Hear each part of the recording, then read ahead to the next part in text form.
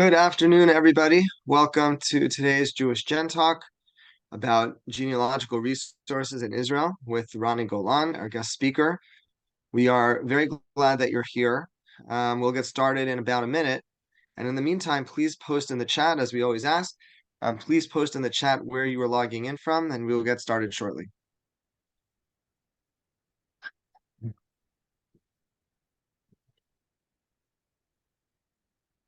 So we have Ilona in Jerusalem, Stephen Smith in Boston, Cheryl in Los Angeles, Oakland, California, Monica. We have Adam in Stockholm, Sweden. We have Rachel in New York City. David in Toronto, Vivian in Seattle, someone from Jersey City nearby. Welcome. Lewis Morgan in New York City. We have Judy in Arizona, Mesa, Arizona. Hi, Judy. Zev in Neria in Israel. Jacob Rosen in Jerusalem. Hi, Jacob. Nice to see you. We have Liat from Rosh Pinah in Israel. Thank you for joining us.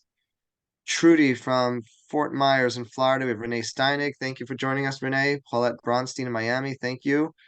Saul Israf from London. Irit Shamtov from Israel. For everybody joining us today, thank you so much for being here. We're going to get started momentarily. You could let us know in the chat where you're logging in from. We have Gary Prokrasa from Long Island, Tamar Halpern from Ashkelon, Sarah Lehman in Jerusalem. Very nice representation from Israel today.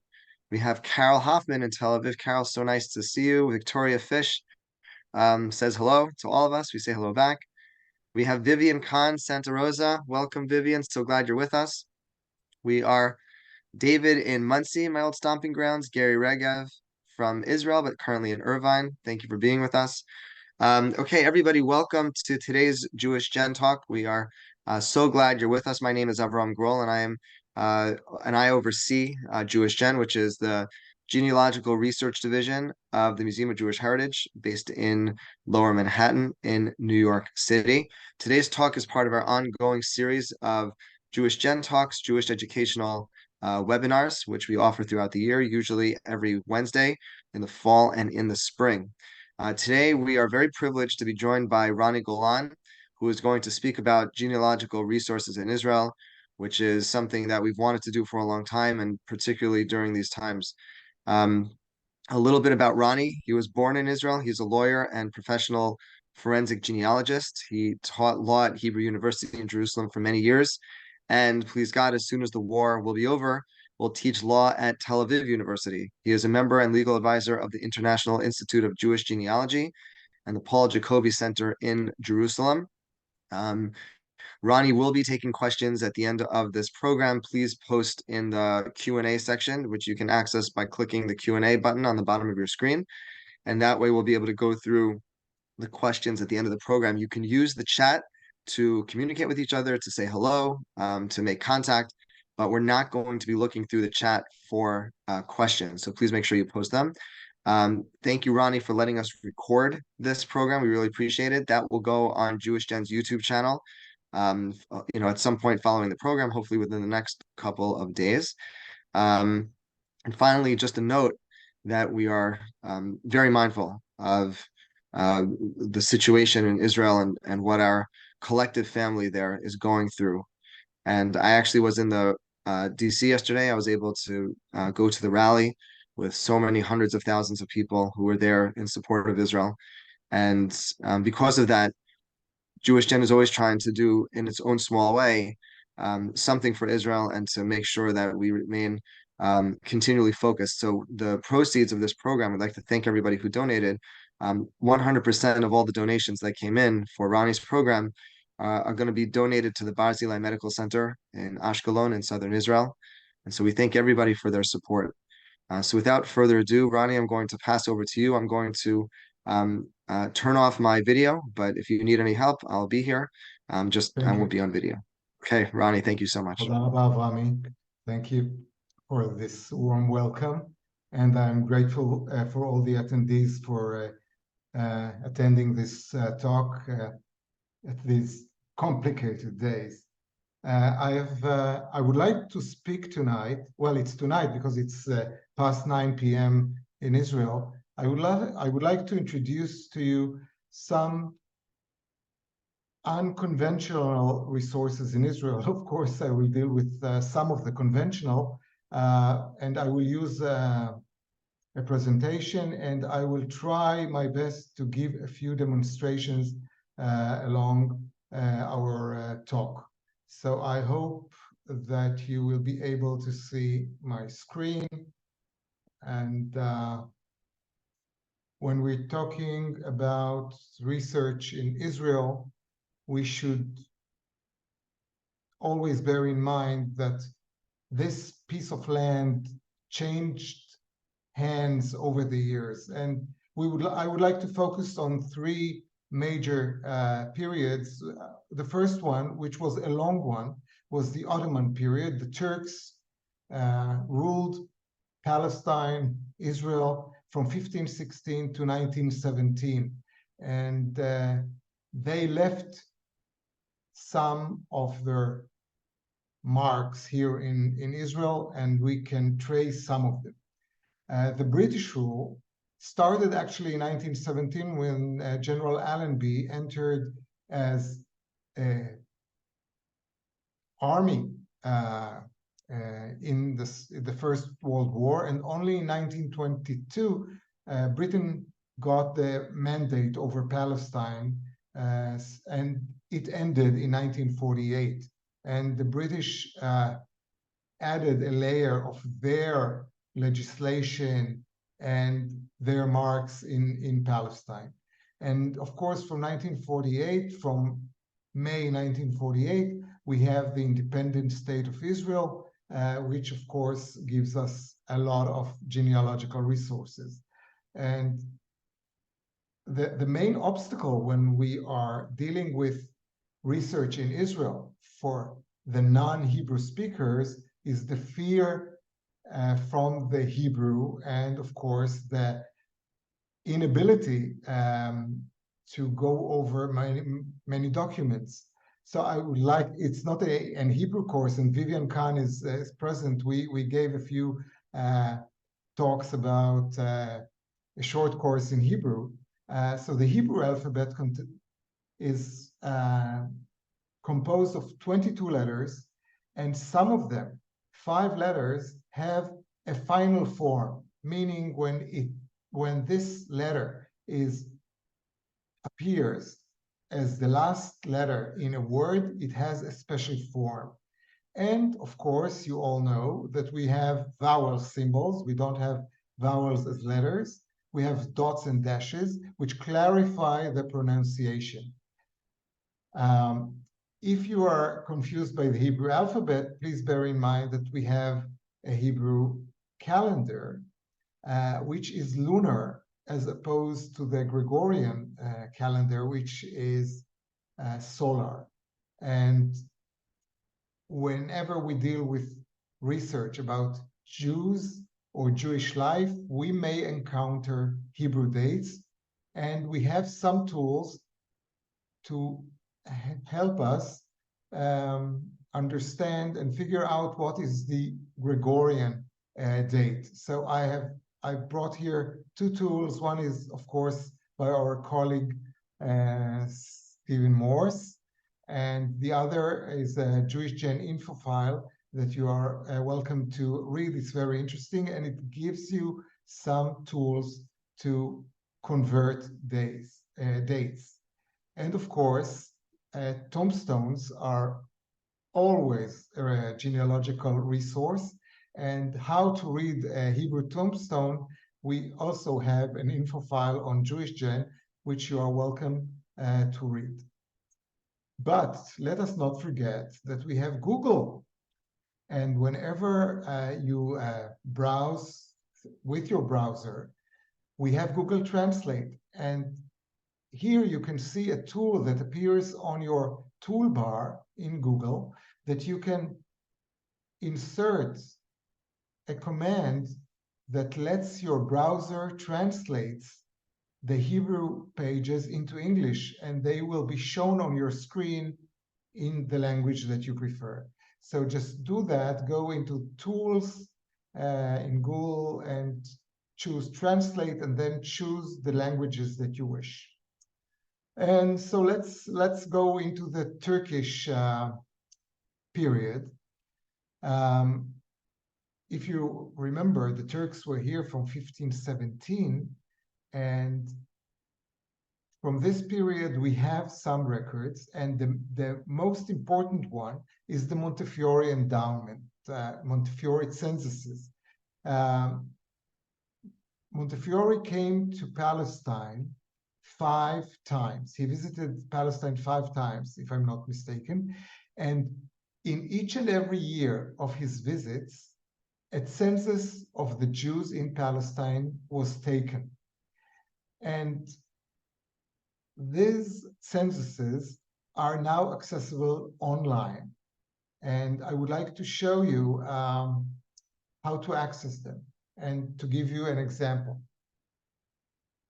And so you have here the years of the census starting 1839, 1840, 1849, 1855, 1866, and 1875. And we have a search, and I search here for Cohen, but I would like to show you how to do it because it's very simple.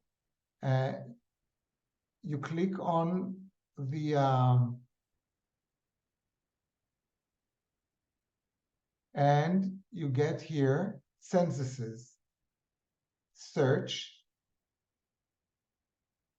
and here I'll enter Cohen.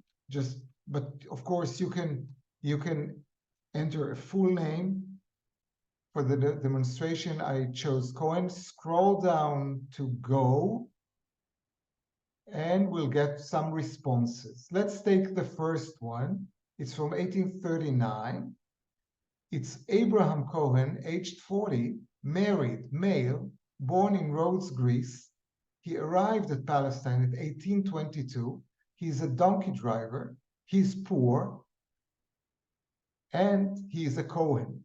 Now if you click on the scan line, you'll get the actual scan, and you can find him here. That's already in Hebrew, but you have all the data in English on the search page. Let's go back to our presentation. You can, just for the Montefiore censuses, bear in mind that there was a separation between the Ashkenazi and Sephardi groups. For the Ashkenazis, the Montefiore census enumerated the people by kolelim, the religious sect that they belonged to, as opposed to the Sephardic, which were enumerated as a whole community. This prevailed until the last census, or the one before the last, and then because the growth of a large community of Jews that came from Morocco, the Moroccan, which were the Maghrebs, the ones who came from the West, were enumerated separately. So in this censuses, you can find information about your relatives that came to Palestine many, many years ago during the Turkish rule on Palestine. Another interesting source for the Turkish period is the Mount of Olives Cemetery. Now, the Mount of Olives Cemetery has very old graves from the Turkish period, and it has, of course, graves from the Mandate and from our times. And it's quite interesting how to search it in English, because it's not fully adapted into English, but there is a trick that you can do which gives you very nice results. Now, remember that on the Mount of Olives, we have a few 10,000s of graves, and there is a lot of information there. So if we'll go to the, I'll just show you. Avrami, do you see my presentation?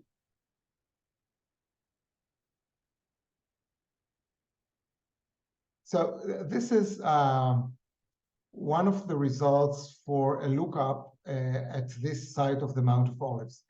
If you can see here, grave search, you go to grave search, and then you put the name in. In this case, I put the name Shayna Zelda Mishkovsky, and I got the results in English. If you don't get the results in English, just use the Google Translate, which translates the entire page. Now, the nice thing about the Mount of Olives database that it gives you a transcription of the grave, and you have it in English. So not only you have the data, you also have the transcription, full transcription. Another old cemetery is located in Tel Aviv, and this is another source for graves from the Turkish era.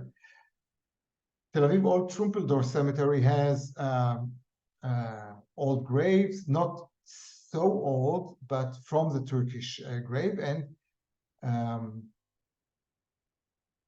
I hope you can see, this is a page that will give you photographs with names of the people buried in the Trumpeldor Cemetery.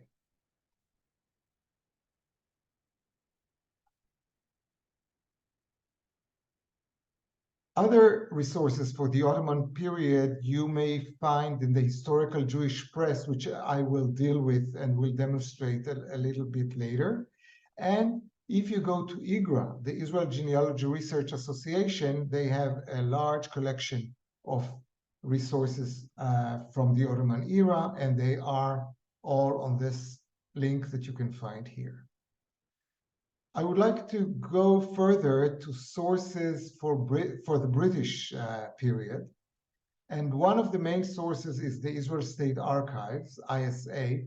It's located in Jerusalem, and it has a very large online collection.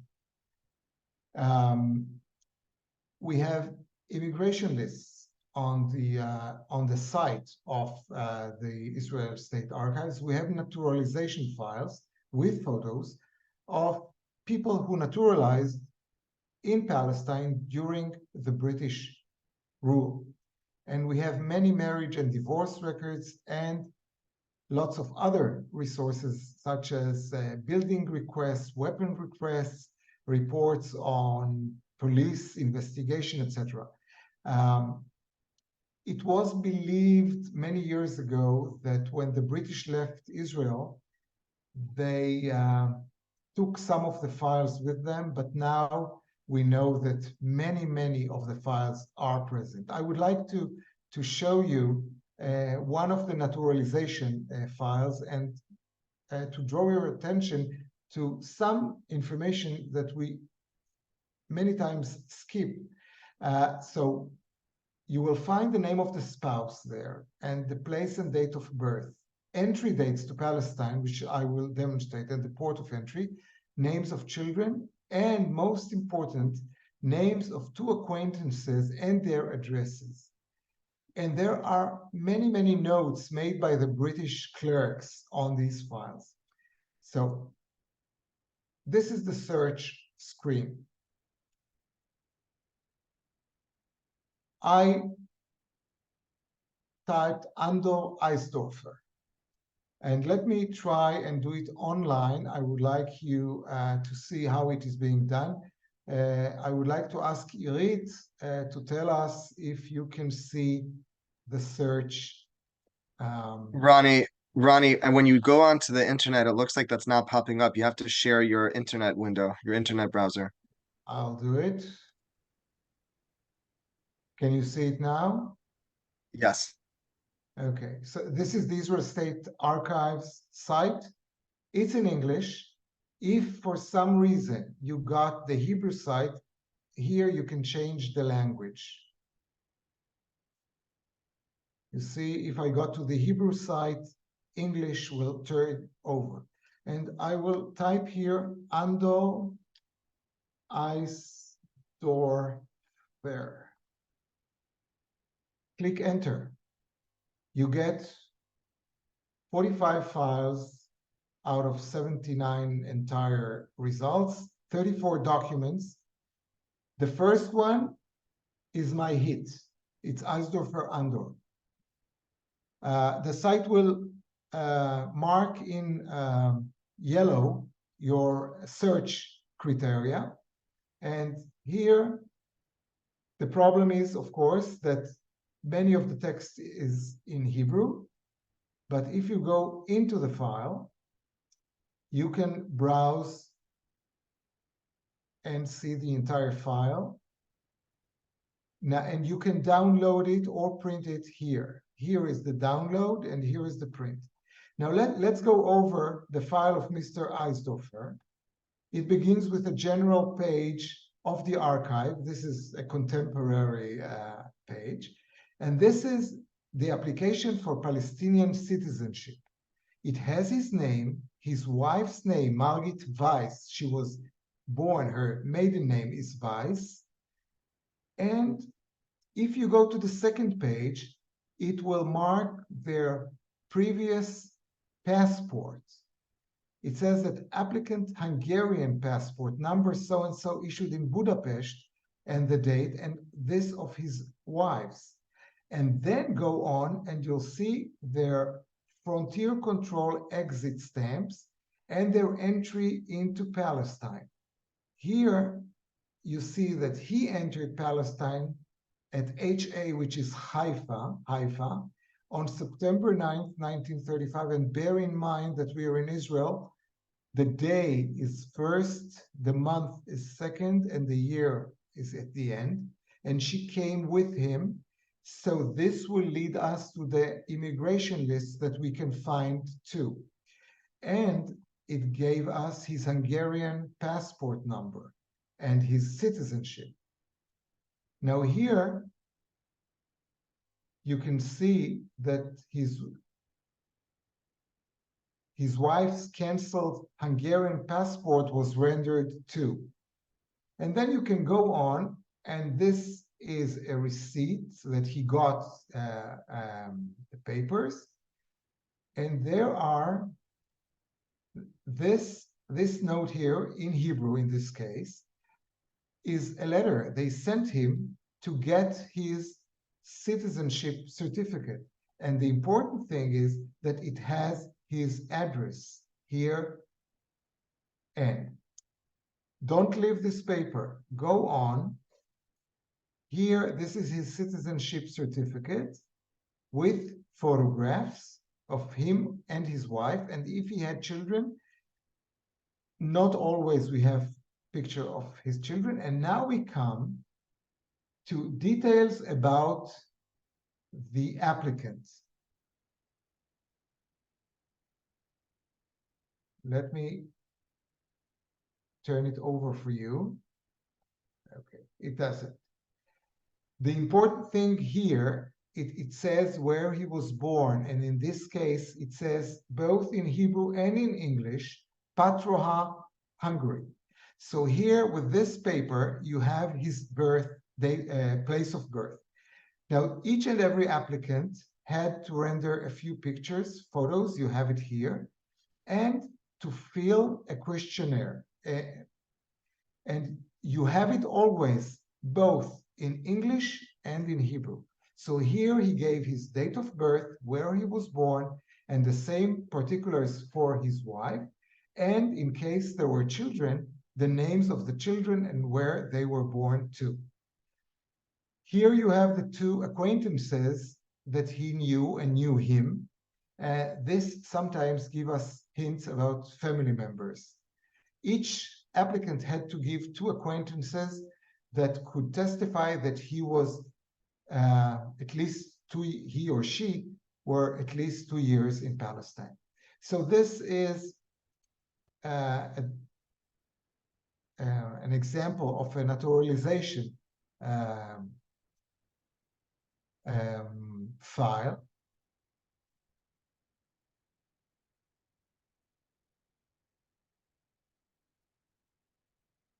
We have, of course, immigration lists, which are wonderful, because if you find a person entering into Palestine, you have his age, sometimes the name of the parents, and sometimes an address where he was headed to. And always look around and look for other family members that might have come with him together. So other things that you can find at the Israel State Archives are old maps from the Turkish era, from the British era, and a nice collection of the census of the Jewish population in Jerusalem in 1947.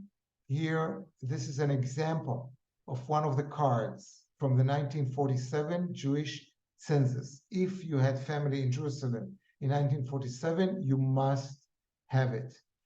Each family got a card which said in which neighborhood they lived, Rehavia, what was the name of the house they lived, and which apartment. And the head of the family was, in this case, Max Loch. He was a lawyer. And it says family name, first name, name of the father, relationship, age, gender, marital status, where was he born, Germany, and how long is he in Jerusalem, 12 years. And then same for his wife and children. And for the children, it lists in what school they study, with a remark here that the son Jacob studies in Rehovot, not in Jerusalem, and he's absent, so they wrote where he was. And this is an absolutely fascinating collection if you're interested in families in Jerusalem. Now, there are some alternatives for lookup in the Israel State Archives, and sometimes the alternatives are better. MyHeritage, which is a paid site, you have to pay in order to use to see the material. They scanned and indexed the naturalization files, and sometimes it is more helpful to look at the search engine of MyHeritage for the file than on the Israel State Archives. However, in order to browse in the naturalization file in MyHeritage, you can see only one image at a time. You had to go from one page to another, while on the Israel State Archives site, you see the entire file in one PDF file, which is more convenient to my opinion. MyHeritage also indexed the immigration lists, which are very easy to look for on their site. And in addition, it has nothing to do with the Israeli State Archives. They have indexed the headstones that are on billion graves in Israel, so you can link very easily from MyHeritage. Now, the Israel Genealogy Research Association, IGRA, also indexed the immigration lists, but they have indexed many more voters lists, censuses, and name changes in Palestine. Name changes are very important because people change their name to Hebrew-sounding surnames and even first names. And if you know them by their old European name, it wouldn't help you to look for them. So you need to look for the publication that lists what was their old name and what are their new names. And you can find it on IGRA's internet site. IGRA charges very basic fees for membership, and I think it is most rewarding to have access to IGRA's databases. They actually have on the All Israel database over 3 million records. One forgotten wonderful source is the Encyclopedia of the Founders and Builders of Israel. It was composed by David Tidhar. Mr. Tidhar passed away in 1947. He was a policeman in the British police in Palestine, and then later he became a private investigator. And he took this project upon himself, and he wandered around Israel and interviewed the pioneers and the builders of Israel, collected materials from them. They filled questionnaires, they gave him photographs, and he published an encyclopedia, I think 11 or 12 volumes. So one warning remark about Tidhar's encyclopedia. Since he collected much of the information from the people themselves, some of them gave him wrong information. Some of them made themselves younger. Some of them changed their life story to make it nicer. And I would like to show you how to do a search in Tidhar, because Tidhar not only gives you information about the person, but at the end of every person, he gives information about his family members. So I will click here and we'll show you the search. Let me change it to the search. Okay. Okay. You can either use Hebrew characters or enter a name in English. Let's do Avraham Karim.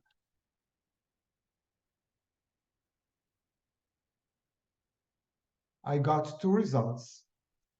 Don't panic, it's in Hebrew. 2 results, which give me the pages.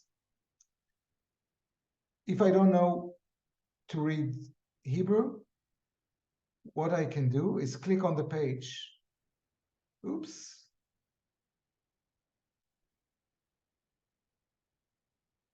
Not working today. Let's try another one. Okay, I'm sorry. I have a backup.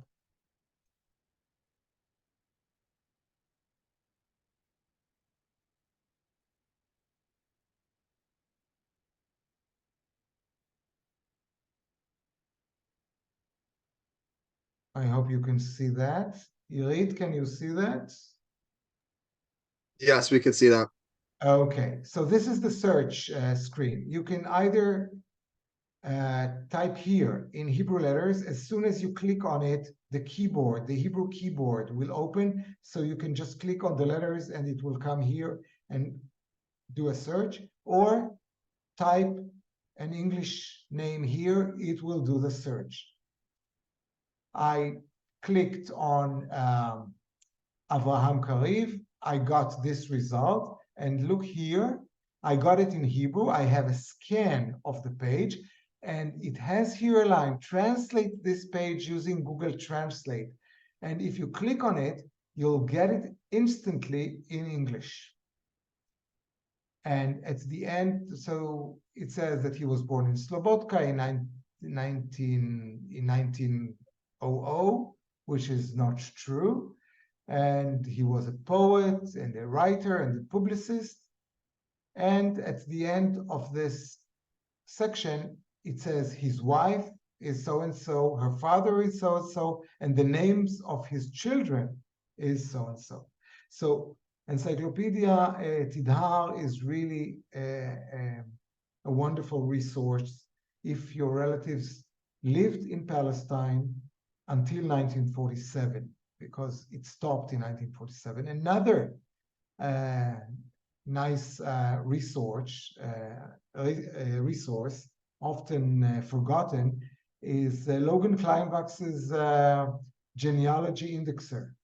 Logan has 4 directories of Israel. 3 are from the mandate, from the British mandate, and 1 is the English language 1965 Israel telephone directory. And you can just choose Israel here and put a name, and you'll get pages. Let me show it to you. We can do a swift search.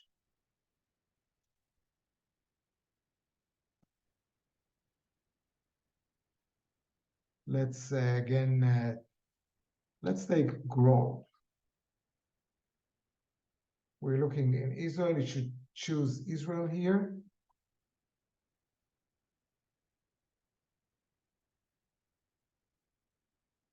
And here you see I have one result from the Palestine Directory and Handbook. If you click on it, you get to the scan, and Mr. Grohl is here. This is very helpful if your relatives lived in Palestine during the British Mandate and in Israel. We don't have any scanned Hebrew telephone directory, searchable Hebrew telephone directories. And as far as I know, Logan's search on the 1965 directory is the only searchable Israeli historical telephone book. Let me go further. And I would like just to mention two major sites for research that I'm sure all of you know, so I will skip them. One is, of course, Yad Vashem, the central database of Shoah victims' names, which is searchable online. Don't forget, there is also the Yad Vashem archives with lots of materials, but the Hall of Names is very important because you have the information of the people who submitted the pages of testimony. So you have people from Israel who came to Israel, gave pages of testimony. You have their names at the bottom of the pages, and you have addresses, and you can advance your research from there. And of course, don't forget the Central Zionist Archives, who are also located in Jerusalem, and they include, they have all the archives of the Zionist organizations, including the Bureau of Missing Relatives of the Jewish Agency. This is unfortunately not searchable online. The Bureau of Missing Relatives is not searchable online. However, many materials of the Central Zionist Archives are searchable online, and you can, and they are, many of the files are scanned, and you can look at them. If we're moving further into the Israeli period, you all know Billion Graves, but we have a special site in Israel, which is graves.me, and it has a wonderful, excellent English interface. It has over 1,300,000 tombstones. The nice thing about this site is that it is made by Chevra Kadisha. And since it's made by Chevra Kadisha, you have data there from their databases, which are not on Billion Graves. Let me show you a brief search.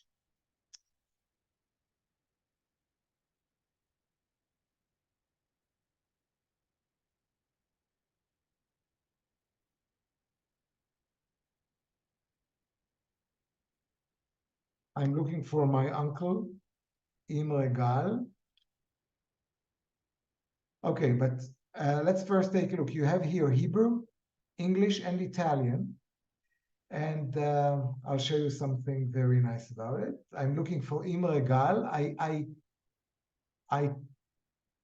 typed the name in English, and I got his grave, more info.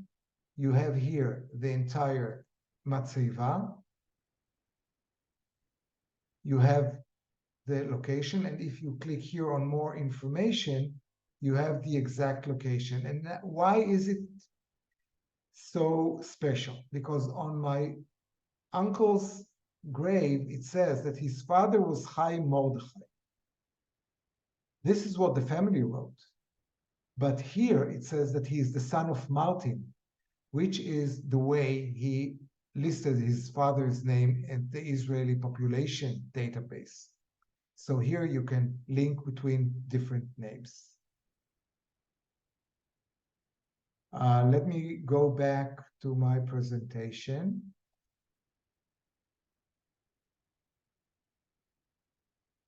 Oh, one more thing.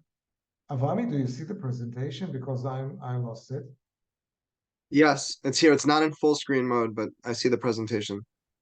Second. You're back on the searching graves in Israel slide. Okay. Are we good now? It's not full screen, Not full but it's screen? not full screen.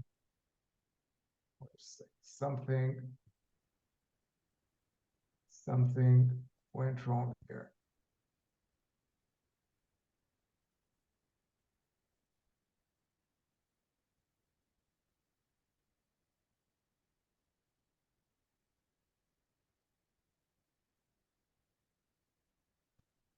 How are we now?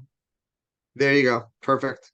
Okay. So what I wanted to mention before we go over, it has Hebrew, English, and Italian. And surprise, surprise, they have graves from Libya here, Libya, and from the United States. You can search some graves from California. Vivian, this is for you. Some graves from Los Angeles are here on this site.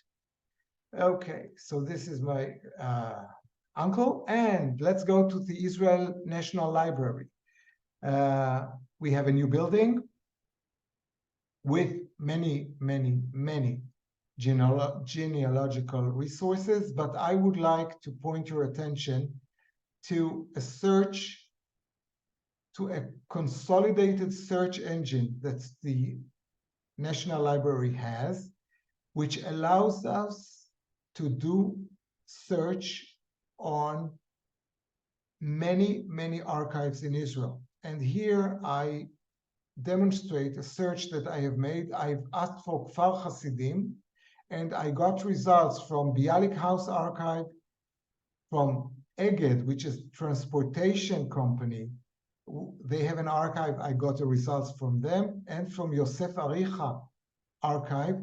So the National Library of Israel has a special search engine that searches over most of the archives in Israel, and this is super. Another unknown Israeli resource lies at the Peres Academic Center in Rehovot. It's the Institute for the Study of the Professions, and they have a search engine for lawyers throughout the years. If your relative was a lawyer, you can find a lot of information, and you can search it online.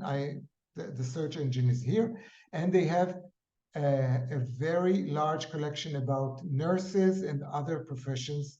It's worth pursuing it. It's being headed by Professor Eyal Katvan, and he is very helpful if you ask him for help in your research. The Central Archives of the History of the Jewish People was affiliated with the National Library, and now it has become an integral part of the National Library. It was established in 1939, and it has collections of many Jewish communities all over the world. Here is an example of the Jewish communities that there are at the Central Archives.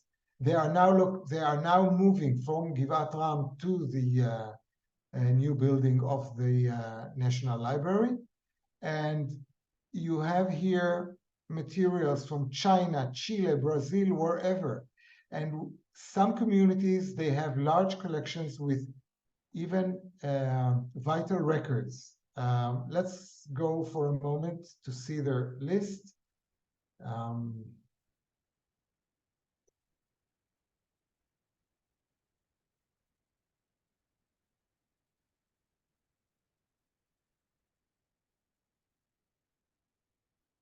Avrami, can you see the search engine now? The search? Yes, we can see it. Let's take Bulgaria. Click on Bulgaria. And you can see that you have here all kinds of general files. Let's do more files. It takes a minute before it expands.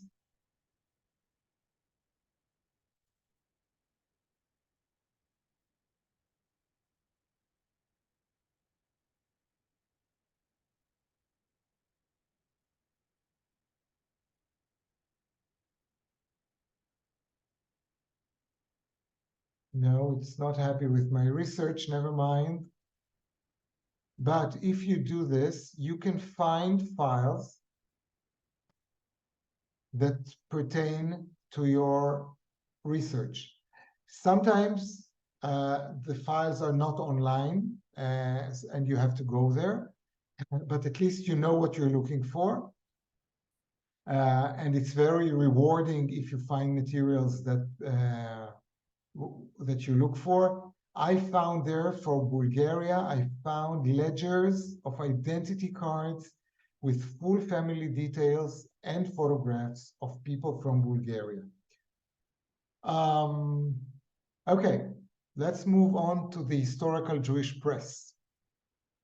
The National Library has a collection of historical Jewish press, and I must mention, Jacob Rosen is here, that they have a similar collection with Arabic press, and it's very interesting. And here you have newspapers and periodicals and other press forms from around the globe. Let's go and take a look.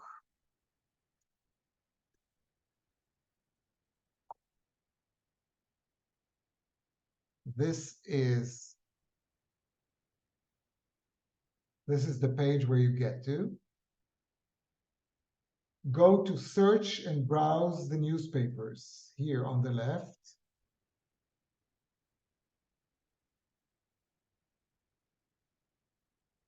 And here you have a list of all the press that they have. And you can see it's in Lithuanian, English, French, Spanish, of course, Hebrew and Yiddish, Russian, Polish, whatever. So many. You can see the periods, the publications they have. Okay. And from here, you either look for the newspapers that you want because you can browse or do a simple search. We can find here many items. I found here many birth announcements from Jewish Egyptian press, and let's look for a couple that married, and his name was Polakevich and Schlesinger. Just two words, two names. Do a search. Of course, you can do here and, or, etc. I have put in two names. Hopefully, we will have something for them.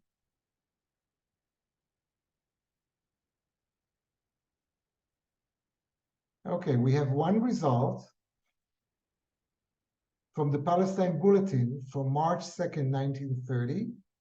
You have the scan here, you have the full page.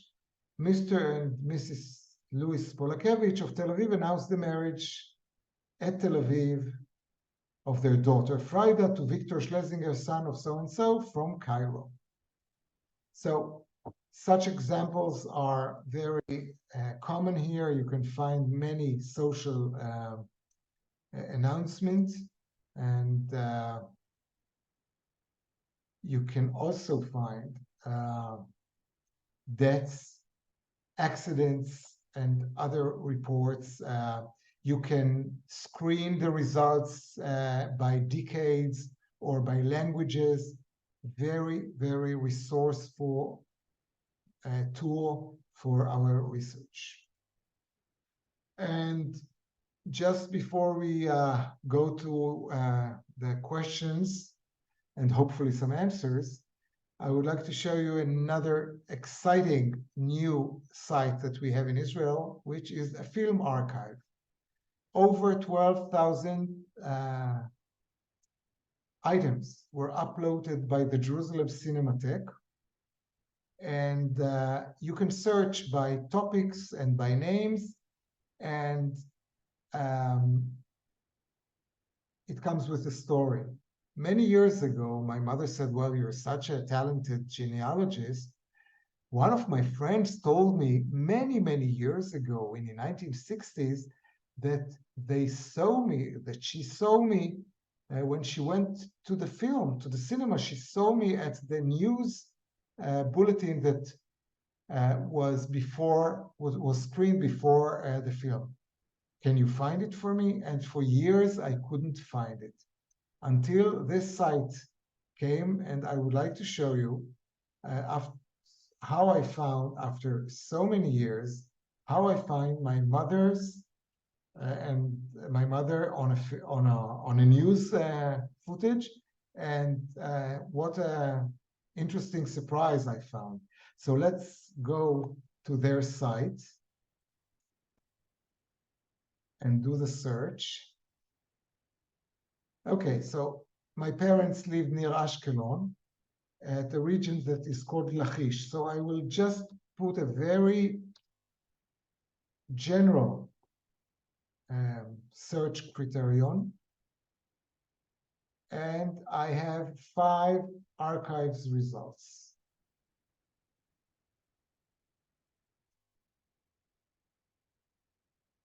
And I found this interesting because David Ben-Gurion is here, and my mother said that she attended his talk, and that people told her that she was seen on the footage clapping her hands. So it's a 1-minute film, but it's not working. Let me try it again. Okay. It has English subtitles. במלאת 15 שנה להתיישבות המושבית הצעירה, נתכנסו אלפי מתיישבים מעשרות מושבי הדרום והנגב בנהורה, חבל לכיש, כדי להביע את הזדהותם עם חוק המושבים. העצרת אורגנה על ידי הסתדרות העובדים הכללית, ונתנו בה ביטוי לחיוניותו של חוק המושבים, ורציפותו והמשכיותו של מושב העובדים, חבר הכנסת דוד בן-גוריון, מר בר לבב בשם מושבי העובד הציוני, שלמה רוזן בשם קיבוץ ארצי, ועוזי פיינרמן, מזכיר תנועת המושבים. Of course, you can see my mother here clapping her hands at the last minute of, at the last second of this footage. And this little guy here with no face is myself. And this brings our talk to an end. Rony, thank you so much. This was incredible. Do you still have a few minutes for questions? Of course, I'm all yours. You didn't see the Okay. video? We did see, or I saw the video. I see on the chat that someone says, okay. People just posted in the chat, a few people. Did you see the video? Let's see if anybody posts. Liat didn't. Oh no, they did not see the video. Okay, maybe we could send out a link to it afterwards because we only have a few minutes. So let's do some questions. Are we taking questions from the Q&A or from the chat? Yes, if you could please look in the Q&A. Okay. I have 2 great aunts who immigrated to Israel shortly after World War I. What would be the most effective steps in locating their descendants? If they came after the First World War, they may have naturalized in the 1920s. Many files are missing for the 1920s. So just look at the Israel State Archives And look at IGRA. At IGRA's site, you'll have voters lists. They should be there. Judy, my dear, are there resources, passenger lists for ships that arrived legally before statehood? Yes. Most of the, yes. All legal ships, we have the lists, Judy. Write to me, I'll find you the name.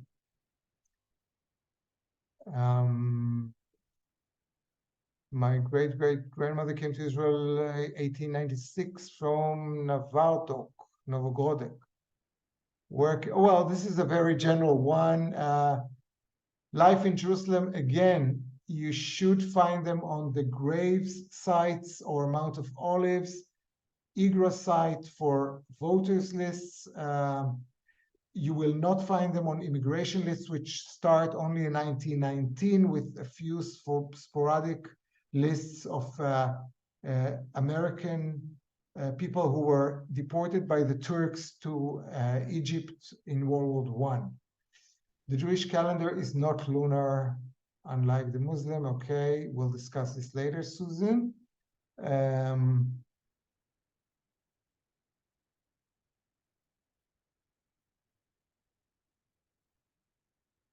Okay, what happens when the spelling of the name is not the same? Well, we have this incredible tool, Soundex, and Deutsch Mokotov Soundex is very useful for Hebrew names, for Jewish names. So try using the Soundex, or if the name altogether changed, try to look for name change in Israel.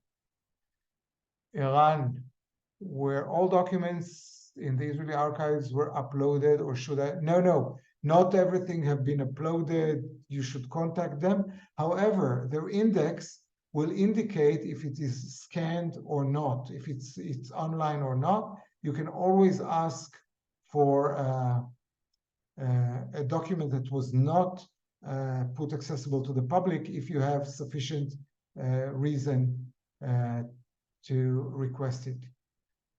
My report came from Bakar, Botoshan. Most of them settled in Beersheba. Can you talk about the history of settlement in Beersheba in the 19th? Okay, well, there was a settlement in Beersheba during the Turkish rule, and it most interesting, you know, that the Australian cavalry conquered Beersheba in 1917.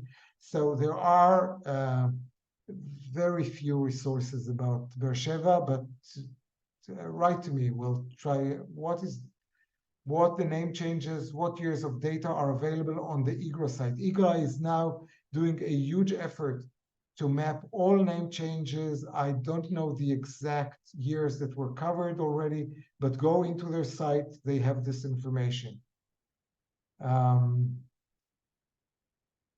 What's the best way to find Moshe Katz buried in Jerusalem?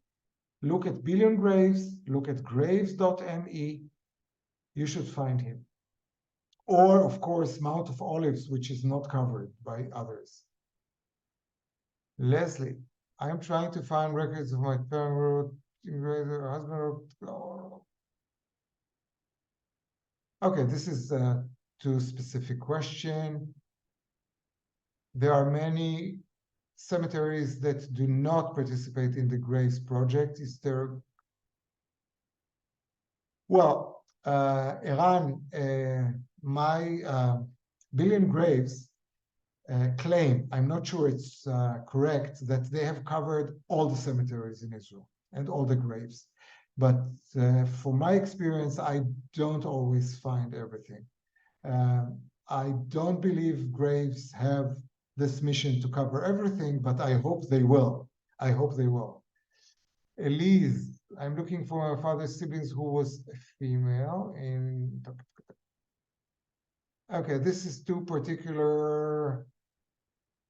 How do you look up a female who married and took her husband's last name? Until 20 years ago, and during British Mandate and Israel statehood, people who wanted to get married, most of them had to register before their marriage, and lists were published in the press. Go to the Hebrew press site I showed you, Elise, and type in, look for her name, look for her maiden name, try playing with the names of the groom and bride. You may find their registration, registered for marriage, and then you'll know the name of the groom. Put in her father's name, and because it says Shoshana Bat Moshe, so you can trace her. Where would you recommend looking for medical records from Ramat Marpeh Hospital? Okay, Ramat Marpeh. There is a book. Write to me, Sarah. Write to me. There is a book about hospitals during the British Mandate. I had research about Ramat Marpeh. I don't know if you can find the medical records, but write to me. There is a book about it. How can I find information about the yeshiva Or Zoreach in Yafo, Tel Aviv, about 1930? Okay, Tel Aviv Municipal Archive. It's situated at the City Hall in Tel Aviv. Write to their manager. They will be able to help you on through correspondence or direct you. They have very nice materials. Is there a handout? No, there is no handout, sorry. How can I find friends who were in the IDF and I have not heard for many years? Okay, there is an Army archive. The prospects of getting materials from there are very scarce, but there is Yizkor, Atar Yizkor, the Yizkor, Yizkor, which gives details about all the soldiers who died in Israel, with where they are buried, their life story, family members, etc. Bodyguard for Ben Gurion's home. How can I find more information? Write to Sde Boker. There is, it's a small museum and archive for Ben Gurion. Write to them. And in Beersheba, Negev University, they have materials about Ben Gurion. Liebe Simpson was born in Jerusalem, 19, and possibly her father. Okay, there is a municipal archive in Jerusalem. They have lists for some years of people who were born in Jerusalem. You can, but it's not online. You have to browse through lists to go over lists, and they have lists of voters. You should contact the Jerusalem archive. Could we get a list of the website mentioned? Yes, I'll send Avrami a list of the websites. Is there an archive that lists names that were changed? No, there is no such archives, but IGRA is doing, as I said, work on this, and you can look at the press.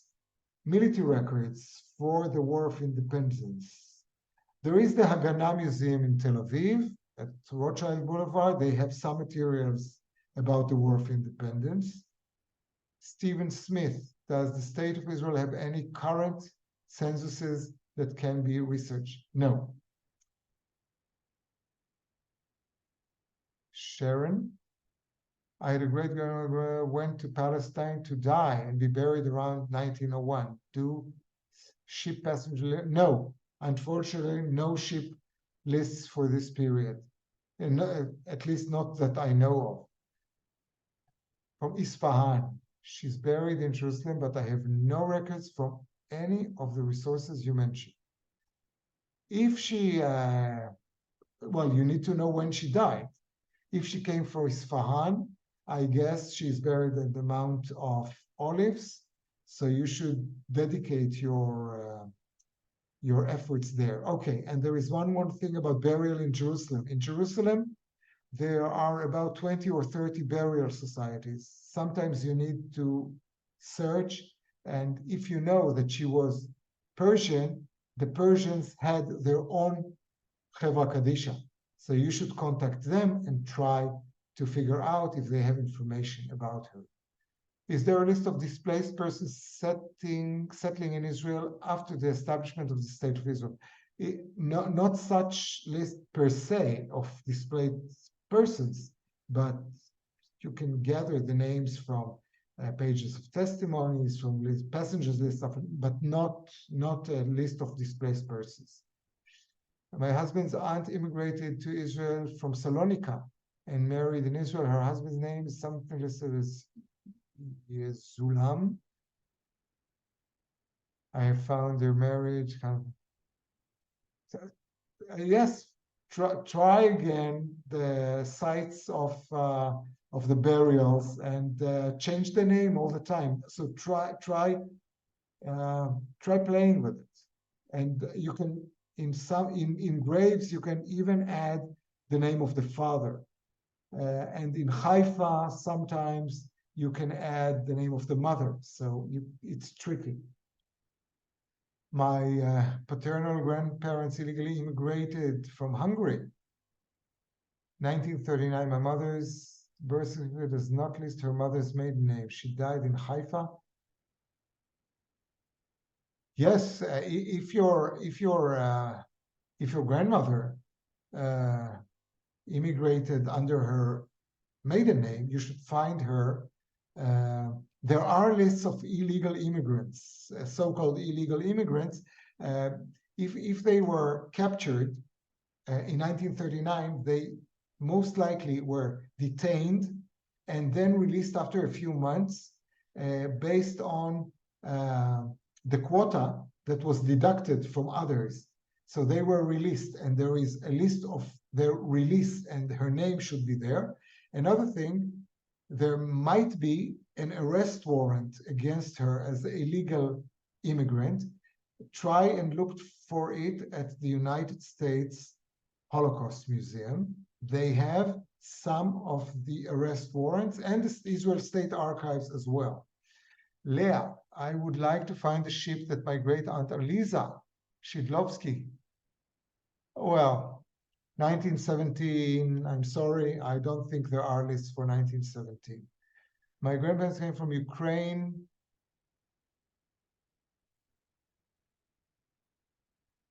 Left for Egypt. They may have left for Egypt during the First World War because the Turks didn't want the Jews here. There are some lists of ships that carried people to Egypt. You might find them there. Otherwise, I don't know. Zvika, are there lists of the Exodus immigrants and on which deportation ship they were deported? I think there is, Zvika.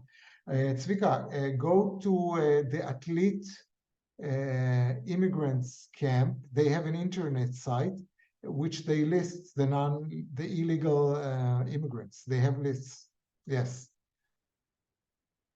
Avrami, do you want us to keep on going? Maybe we go 5 more minutes. Sorry? It's up to you. We could wrap up now, or we could go a few more minutes. It's really up to you. But I would wrap up by 3:15 at the latest. Okay, my uncles came to Israel in 1920 or early 1930s, but there's no one of their surnames in Israel State Archives. Where do I go next? Well, it depends. If they came legally, you should find them on the ship lists. Sometimes the names are mixed up. Try to look at my heritage, because they will allow you a Soundex or more intelligent, so-called intelligent search. Otherwise, if they stayed in Israel, you should find them on voters lists on the IGRA site. Ron Schnell, I have an ancestor who was on trip to Israel, Syria, 1890, he died. I have a letter from Consulate, State Department of the US. The death, I have his grave, the Mount.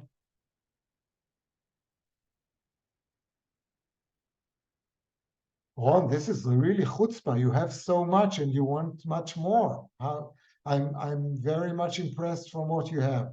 I don't know. Try to find a report or anything about in the press, in the local press. They may have mentioned him.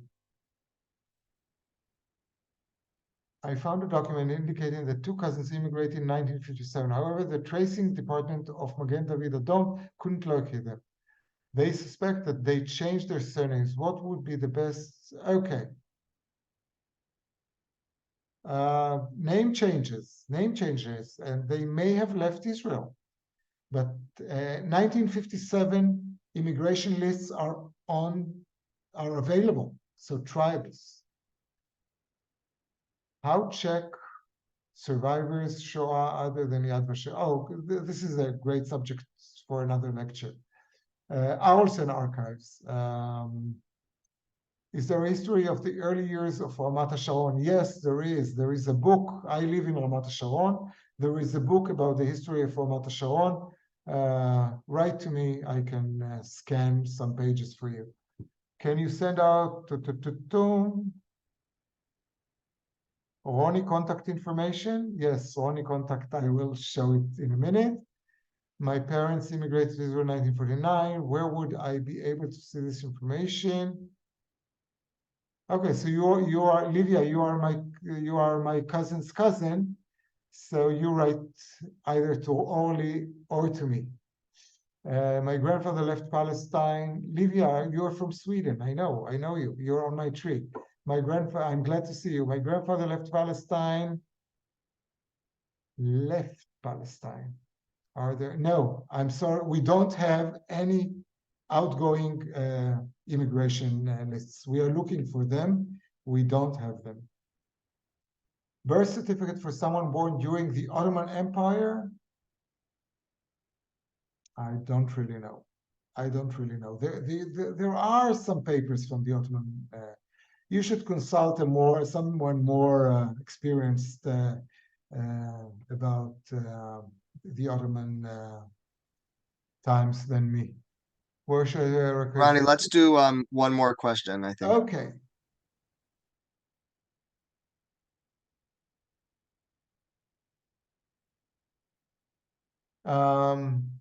Laura has a question. Good resource for Palestinian genealogical research? Yes, I suggest you contact Jacob Rosen. He attends the Ambassador Jacob Rosen. He is the expert on Palestinian genealogy. Contact him and take advice from him. And I'll put on the chat my contact information. I'll also include it, Ronnie, when you send that document with the list of websites. We can include your contact information there as well.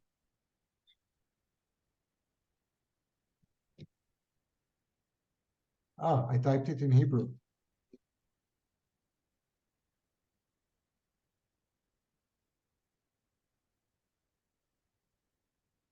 Okay, it's genealogy.golan@gmail.com.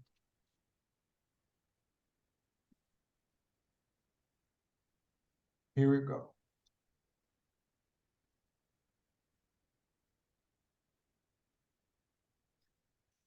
Okay, Ronnie, thank you very much. This was really incredible. There's so much information and explained in a very informative and intuitive and easy to understand way. And we really appreciate your time and all that you contribute to the broader genealogy world.